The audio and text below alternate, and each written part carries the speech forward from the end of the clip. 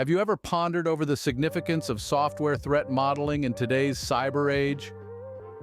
We live in a world where software is omnipresent, powering everything from our phones to our cars, our hospitals to our homes. This growing reliance on software has brought with it a parallel increase in the need for security. This is where software threat modeling comes into play. Threat modeling is a proactive approach to securing software. It's about anticipating potential threats, understanding their implications, and developing appropriate countermeasures before they can cause any harm. It's a bit like a game of chess where you're constantly thinking a few steps ahead, predicting your opponent's moves, and planning your strategy accordingly.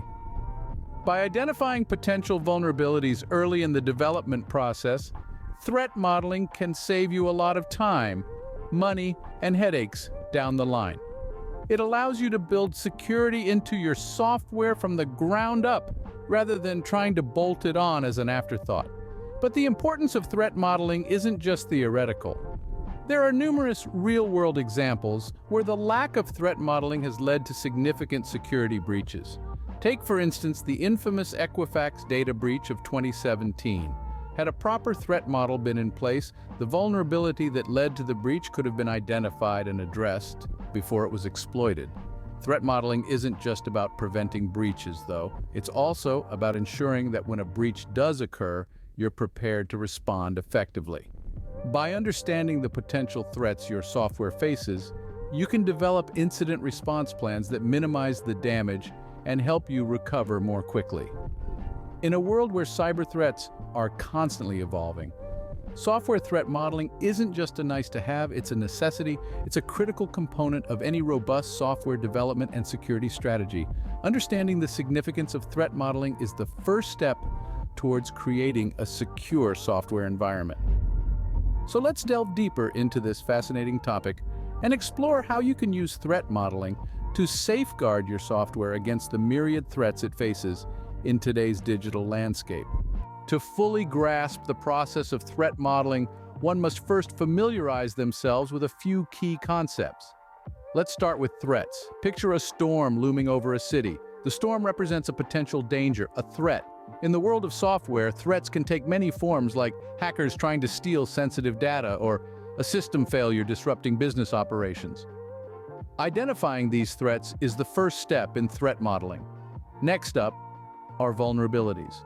Imagine your city has weak infrastructure. Maybe the drainage system is not well maintained. That's a vulnerability, a weakness that can be exploited by the storm. In software, vulnerabilities could be coding errors or security misconfigurations that hackers could exploit to compromise the system. This brings us to exploits.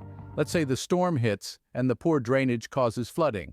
That's an exploit, where the threat takes advantage of the vulnerability. In our software scenario, an exploit could be a hacker using a security flaw to gain unauthorized access.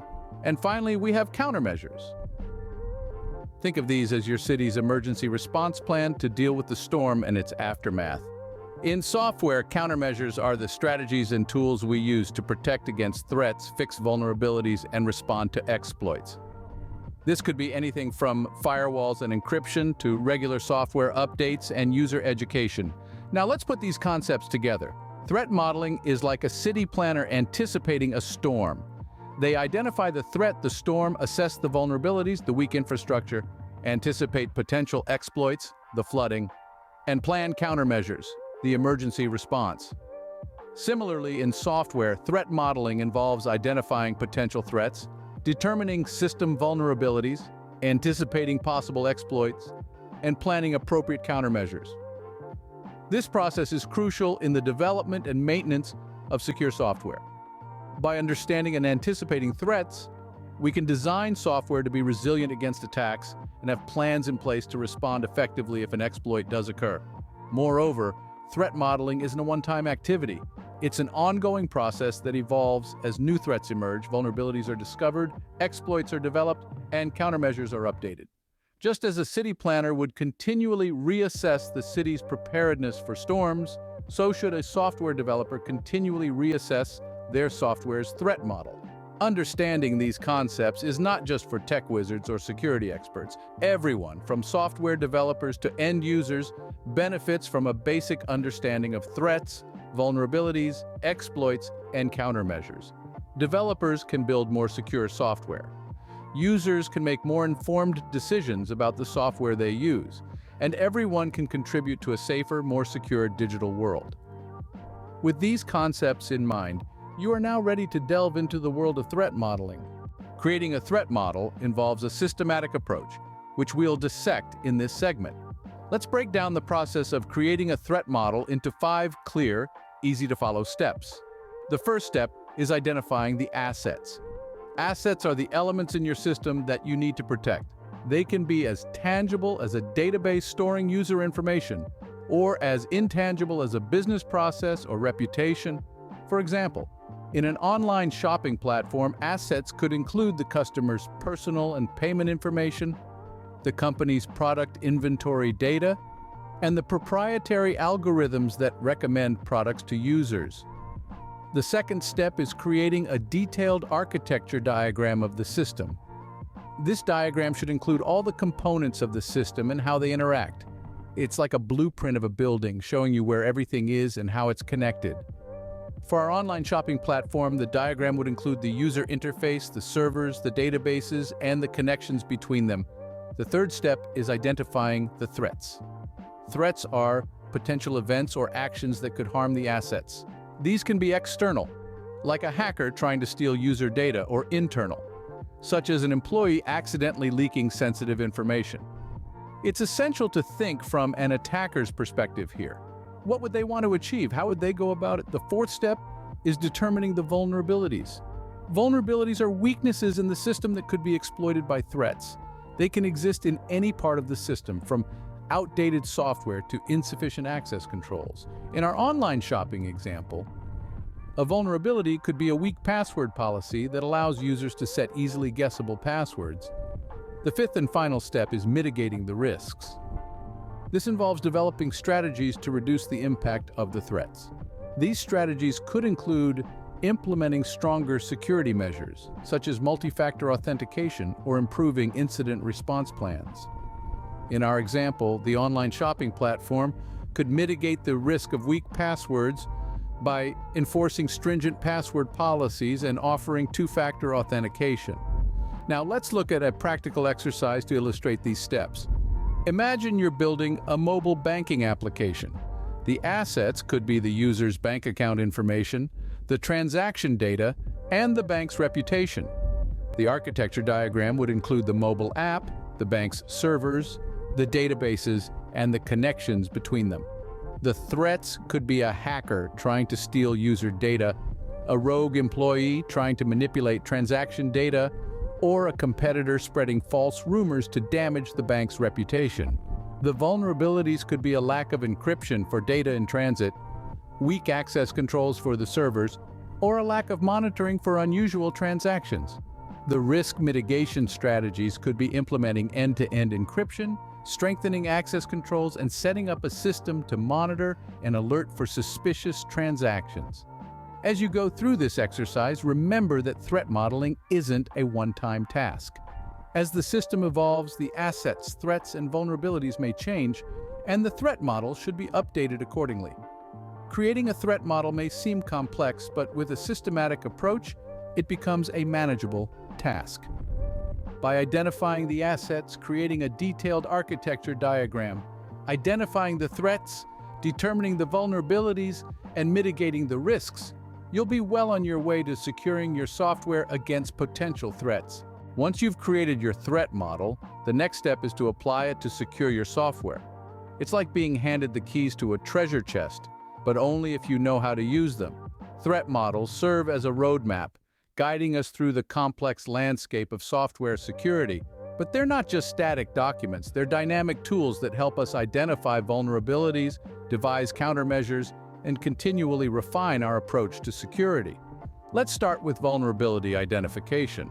Using a threat model, we can systematically examine our software for potential weaknesses. The model helps us understand where our defenses might be thin, where an attacker might try to gain entry, and what they might do once inside. Think of your software as a castle. Your threat model is like a blueprint of that castle, showing where the walls are, where the gates are, and where the treasure room is.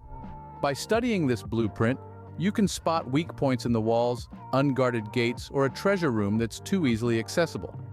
But identifying vulnerabilities is only the first step.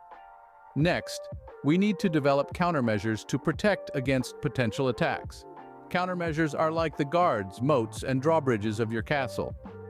They're the measures you put in place to protect against the threats identified in your model. For example, if your threat model identifies a potential SQL injection attack, a countermeasure might be to implement input validation and prepared statements. If the model highlights the risk of a cross-site scripting attack, a countermeasure might be to encode user input and use content security policies. But remember, countermeasures aren't one-size-fits-all.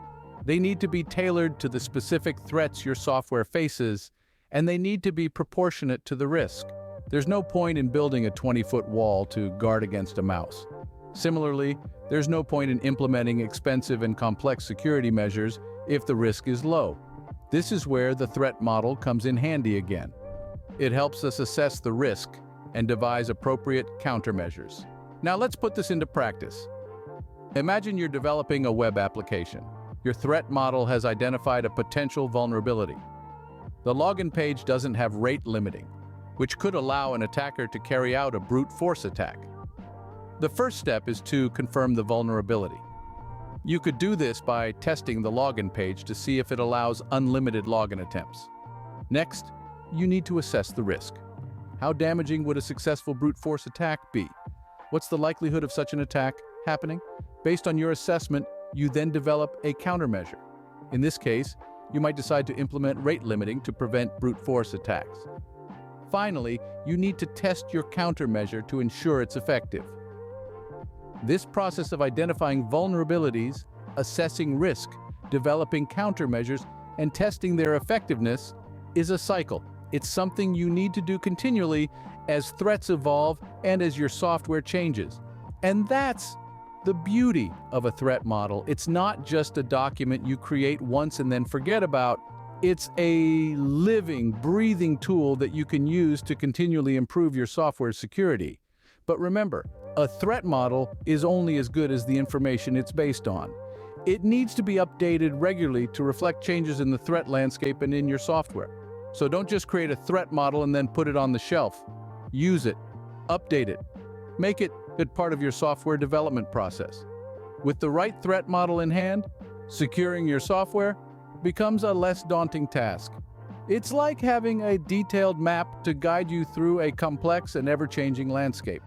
It's a tool that can help you identify vulnerabilities, develop countermeasures, and continually improve your software's security.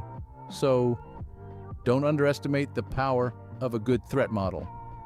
It's one of the most valuable tools in your security arsenal. And if used correctly, it can make the task of securing software much easier and more effective.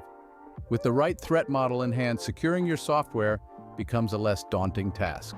So go on, take that threat model and make your software safer, stronger, and more secure. Even the best of us can make mistakes, especially when it comes to something as complex as threat modeling. In this scene, we will delve into some of the most common pitfalls practitioners often stumble upon during the threat modeling process. Understanding these mistakes is the first step towards avoiding them, thereby improving the effectiveness of your threat modeling efforts. One common oversight is neglecting to update threat models. Threat modeling is not a one-time activity, but rather a continuous process.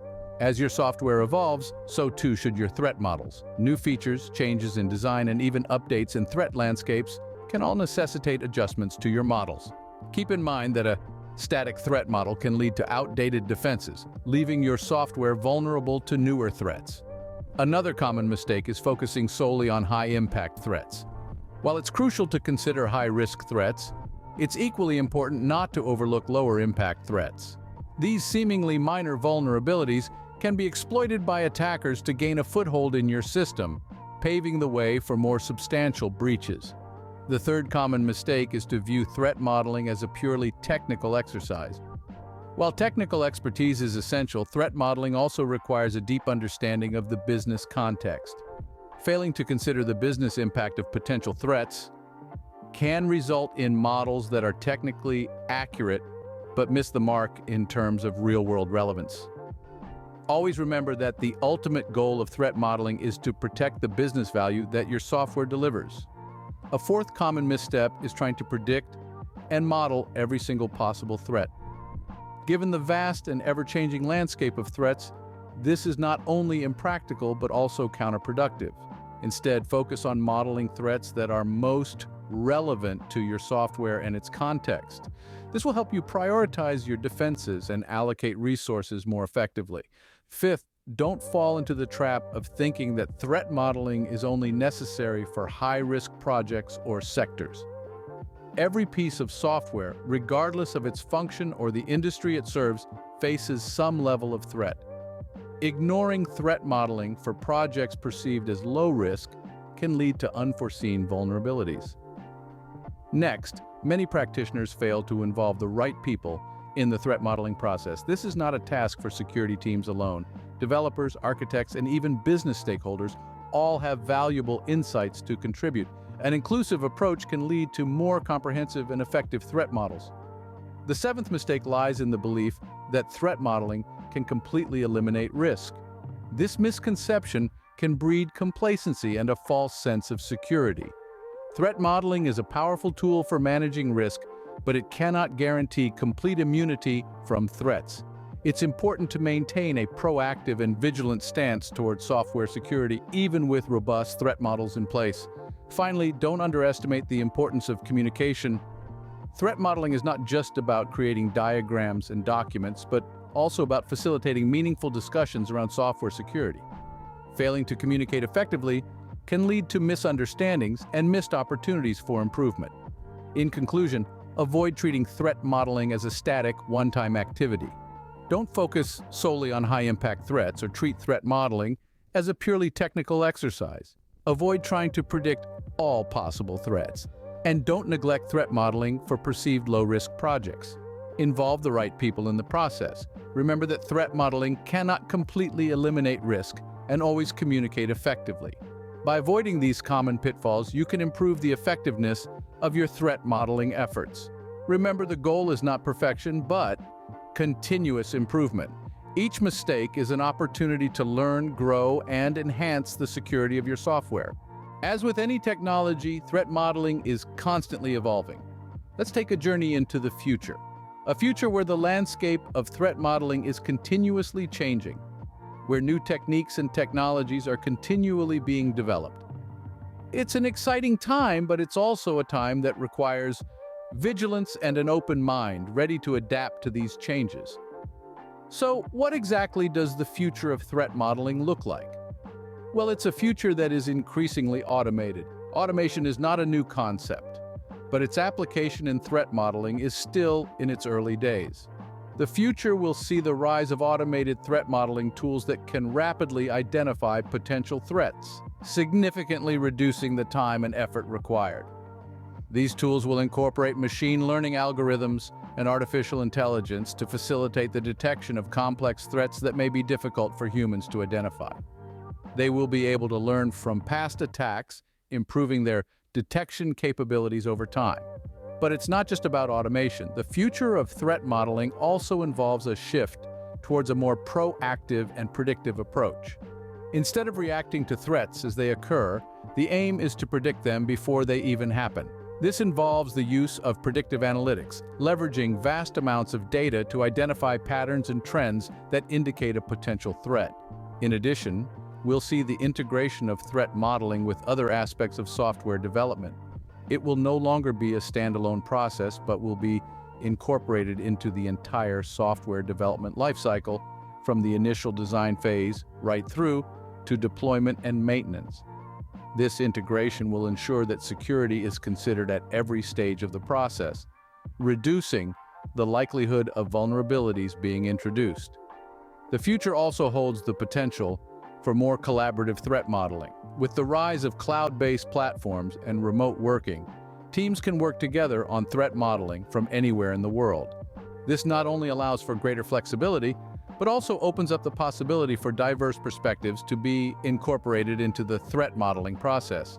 But with all these advancements, there comes a significant responsibility. As threat modeling evolves, so too do the threats themselves. Cybercriminals are becoming more sophisticated and their tactics are becoming more complex. In this ever-changing landscape, staying up to date with the latest developments in threat modeling is crucial. It's important to continually educate yourself, to participate in training programs, attend industry events, and engage with the threat modeling community. By doing so, you can stay ahead of the curve, ensuring that your skills and knowledge are always up to date. The future of threat modeling is exciting, but it's also challenging. It requires a commitment to continuous learning and adaptation, but the rewards are worth it. By staying on top of the latest trends and technologies, you can ensure that your threat modeling skills remain relevant and effective. So, as we look to the future, let's embrace the changes that are coming. Let's welcome the new techniques and technologies, the increased automation, the shift towards a more predictive approach, the integration with other aspects of software development, and the potential for more collaborative threat modeling. The future of threat modeling is bright, but it's up to us to seize the opportunities it presents. It's up to us to continue to push the boundaries, to innovate, and to strive for better, more secure software. By keeping a finger on the pulse of the latest developments, you can ensure your threat modeling skills stay relevant and effective. Let's step into the future of threat modeling together. We've covered a lot of ground today, so let's take a moment to recap. We embarked on our journey by exploring the importance of software threat modeling. We dug deep into the reality that in our ever-evolving digital landscape, security is no longer a luxury, but a necessity. We recognize that understanding the potential threats to software is like having a roadmap, guiding us on how to build safer and more secure applications. This, in essence, is the core value of software threat modeling. We then dived into the fundamental concepts of threat modeling. We navigated through the often murky waters of threat agents, attack vectors, vulnerabilities, and countermeasures. We learned that a threat agent is an entity that can potentially exploit a vulnerability, while an attack vector is the path or means by which a threat agent can reach a target. We also discovered that vulnerabilities are the weaknesses that can be exploited, and countermeasures are the solutions or techniques used to mitigate or eliminate threats. As we delved deeper, we demystified the process of creating threat models. We learned that it's not a one-size-fits-all process, but rather a series of steps tailored to the specific software and its environment. We started by identifying the assets, followed by defining the system, identifying potential threats, and finally determining countermeasures. We came to understand that this process is not a one-time event, but a continuous cycle that evolves with the software. The next phase of our journey was all about applying threat models to secure software.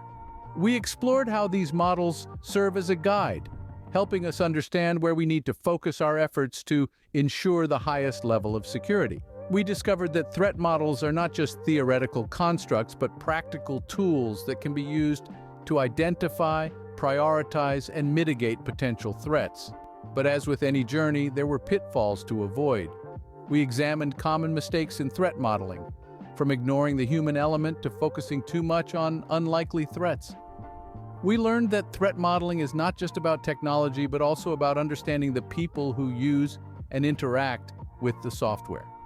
We also realized the importance of balancing our focus between high-risk and low-risk threats, ensuring that we don't overlook any potential vulnerabilities. Finally, we peered into the future of threat modeling. We envisioned a world where threat modeling is an integral part of every software development process, where developers and security experts work hand in hand to ensure the safety and security of applications. We also acknowledged the growing importance of automation in threat modeling, as it can help streamline the process and ensure consistency. So, what's the takeaway from all this? It's that threat modeling is not just a tool, but a mindset. It's about understanding that security is not something to be added on at the end, but something to be integrated throughout the entire software development lifecycle. It's about being proactive, not reactive, and always striving to stay one step ahead of potential threats. With these skills in your arsenal, you're well on your way to becoming a more effective software developer.